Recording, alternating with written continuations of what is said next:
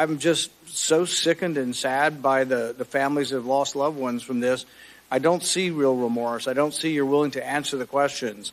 I mean, if it were me, I would be so upset by this. I would be doing everything possible to make sure that another Jose Ibarra doesn't get in. But apparently he let his brother in, too. And his brother's got a rap sheet 10 times longer than Jose does. So answer the freaking question, you bald freak. Now, as you probably know by now, Chuck Schumer and the Democrats all linked arms and decided to just dismiss the impeachment articles that were brought against Homeland Security Secretary Alejandro Mayorkas. They're not even going to have a trial. They will hear no testimony. They will see no evidence. They're just deciding, nope, everything's fine. And listen, good for you. Glad they did that on two accounts. Number one, every single Democrat senator running for re-election now must answer for this. They need to go back to their states and explain to their citizens, their voters, their taxpayers, their victims of crimes, why they're just fine with Alejandro Mayorkas violating the law and our basic national security protocols that he is sworn to uphold, and why they're okay with him lying about it under oath, where for the last 3 years in Congress, he has assured the American people through their representatives that the border is secure. It's up to every Democrat senator now to explain why they're just fine with that kind of behavior. That's the first reason why it's just absolutely fine that the crooked criminal Democrats decided to not even take this up. The second reason it's fine is when Donald Trump wins election this November, if the Democrats have a majority, or if they can put together enough of a consensus with never Trump Republicans, if they ever bring impeachment articles up against Donald Trump, now the Senate knows what to do with it if we've got a Republican majority in the Senate. Now we know the precedent is set. Thanks for that nuclear option. But Alejandro Mayorkas is not completely off the hook. He was appearing in the Senate today at a committee hearing on Homeland Security, and it didn't go well for him when he's actually forced to answer for his policies and the repercussions of his policies. Here is ranking member on the committee, Senator Rand Paul. Secretary Mayorkas, under your administration, the Biden administration, over 1 million people have been paroled. What is the criteria you use for paroling individuals? Ranking Member Paul, the parole process is one that we execute according to the law. We make individualized determinations with respect to significant public benefit or an urgent humanitarian reason. So for what reason was the alleged killer of Laken Riley, Jose Ibarra, paroled and allowed to come into this country? Ranking Member Paul, first and foremost, all our hearts break for the family of Ms. Riley. Secondly, the perpetrator of this heinous criminal act needs to meet justice to the fullest extent of the law. And I will not comment on the particulars of the case because the matter is being prosecuted by authorities now. This isn't on the case of whether or not he murdered her. This is on the case of why you paroled him. Why was he paroled? Yeah, real fast there. This is a really important thing, and you're going to hear it revisited, so I just wanted to jump in here. This is him just trying to get away with not answering questions. They do this all the time. I'm not going to comment on an ongoing case. Now, this has nothing to do with the murder. This has nothing to do. This happened a year before the murder took place. This has to do with you letting him in the country in the first place. That's not going to be involved in the murder investigation. That's you commenting on how he got into the country, how you let him in and let him stay will have absolutely nothing to do with the murder case. So answer the freaking question, you bald freak. But he'll keep doing this, and it's going to drive you absolutely insane.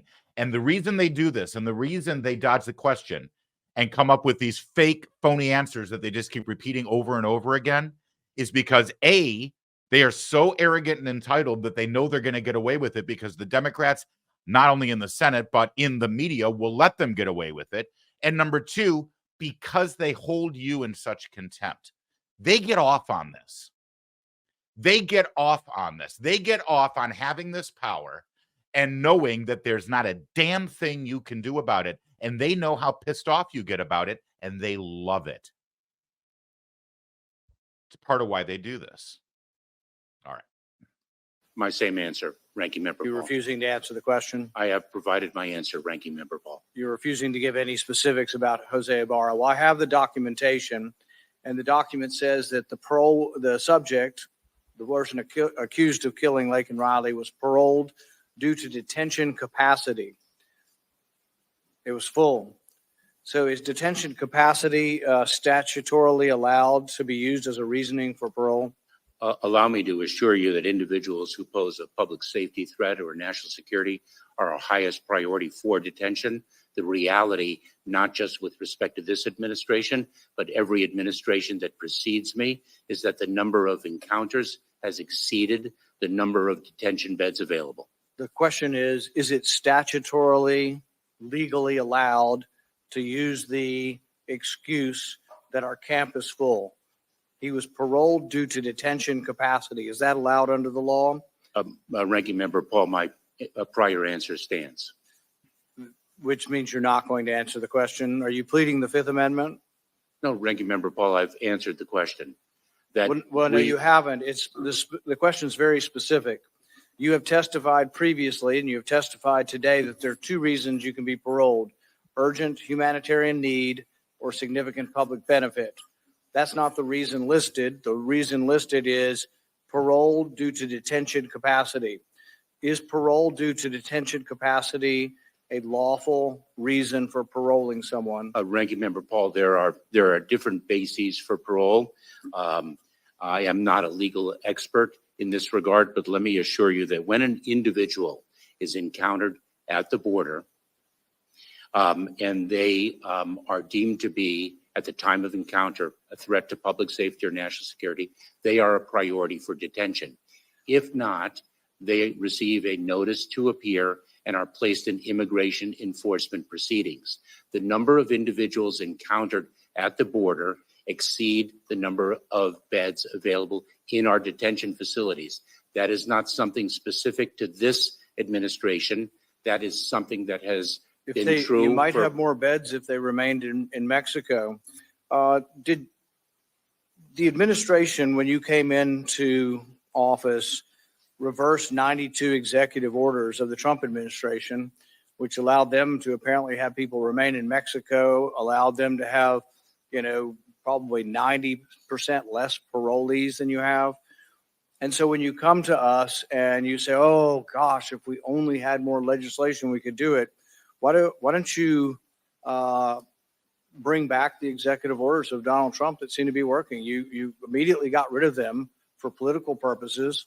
The border's a disaster. Why don't you bring back the 92 executive orders that you reversed? I respectfully, Ranking Member Paul, disagree with the premise of your question. That's because you refuse to look at the facts, and it's still, I guess, insulting to all of us and insulting to the memory of Laken Riley and to the memory of others who have been killed by people who came into this country. March 2nd, an illegal alien who got into the country as a getaway killed Washington State Trooper Christopher Gadd. Haitian man who entered the U.S. via the CHNV parole program was arrested for sexual assault of a 15-year-old girl.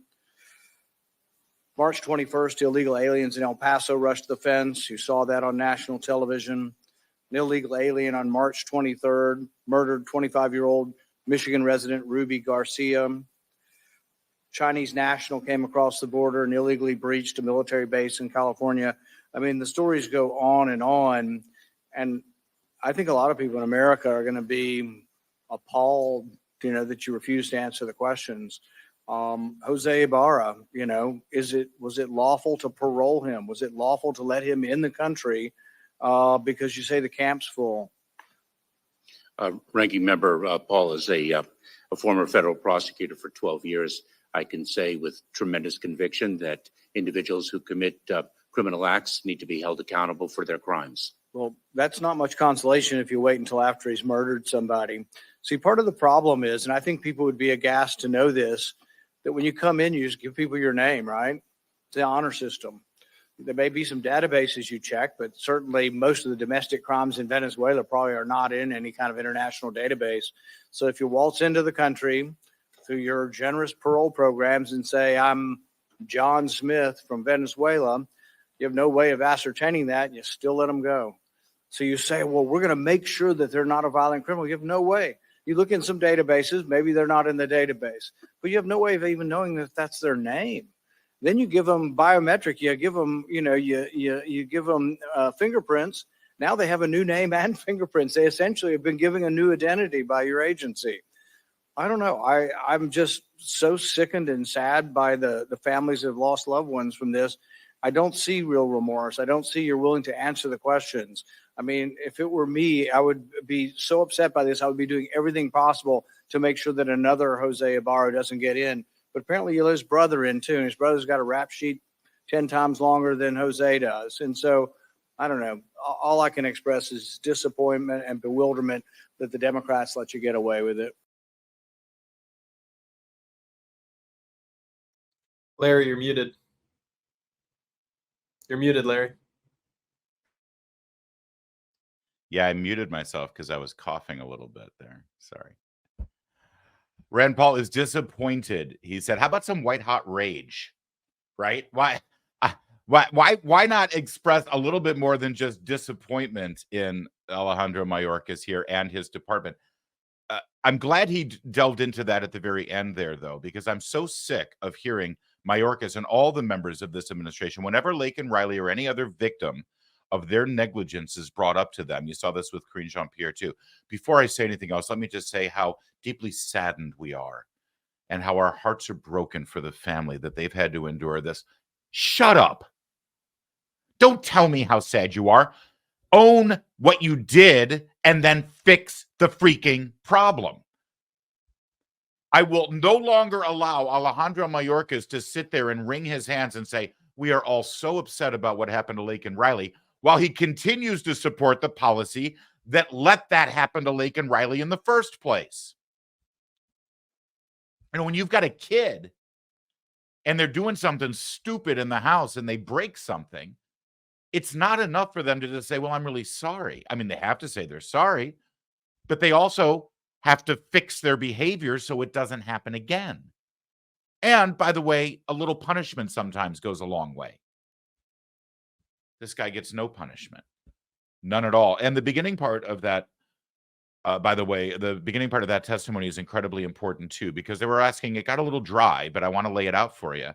They asked about the parole policy. You know, they're letting people in legally, with quotation marks, upwards to 30 or 40 or 50,000 a month under a parole program.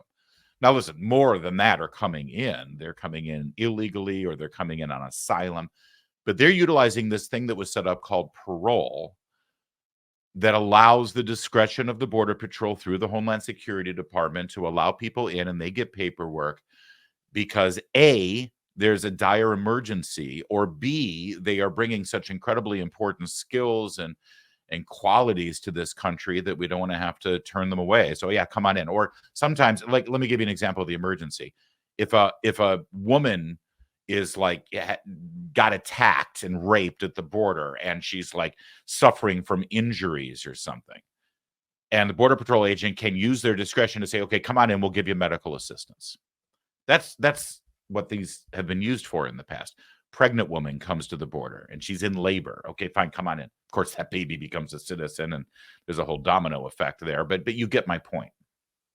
Now, this administration is using that parole because, well, we've got so many beds in our shelters that we just got to let people in and send them to New York. That's not an emergency. They've created that situation. They've made it so, and that's an incredibly important part, policy-wise, of why this guy needs to be punished and impeached, and Democrats, again, stood in the way from keeping it from happening.